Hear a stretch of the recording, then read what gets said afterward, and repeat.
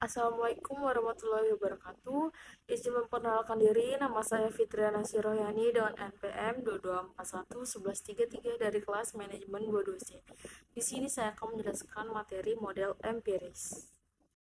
Apa itu model empiris? Model empiris dalam metodologi penelitian adalah suatu konsep yang menjelaskan suatu realita atau fenomena melalui simbol yang menjelaskan hubungan antara variabel-variabel yang terkait. Dalam penelitian, model empiris digunakan untuk menganalisis dan memprediksi fenomena yang terjadi dalam masyarakat, lembaga, atau negara. Berikut adalah penjelasan lebih lanjut tentang model empiris.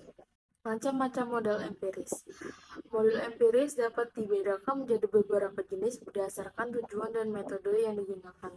Beberapa contoh jenis model empiris adalah model empiris kuantitatif. Model ini menggunakan data kuantitatif untuk menganalisis dan memprediksi fenomena. Contohnya, penelitian tentang hubungan antara pendidikan dan penghasilan. Dan yang kedua ada model empiris kualitatif. Model ini menggunakan data kualitatif untuk menganalisis dan memprediksi fenomena. Contohnya penelitian tentang motivasi kerja melalui wawancara. Indikator model empiris adalah variabel yang digunakan untuk mengukur dan menganalisis fenomena yang diteliti. Indikator dapat berupa data kuantitatif atau kualitatif, tergantung pada jenis model empiris yang digunakan. Contohnya, dalam penelitian tentang hubungan antara pendidikan dan penghasilan, indikator dapat berupa data pendidikan, misal tingkat pendidikan, dan data penghasilan atau gaji. Fungsi model empiris yang pertama, menganalisis fenomena. Model empiris digunakan untuk menganalisis fenomena yang terjadi dalam masyarakat, lembaga, atau negara. Yang kedua, memprediksi fenomena. Model empiris digunakan untuk memprediksi fenomena yang akan terjadi dalam masyarakat, lembaga, atau negara.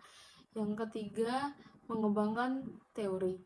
Model empiris digunakan untuk mengembangkan teori yang menjelaskan fenomena yang terjadi dalam masyarakat, lembaga, atau negara.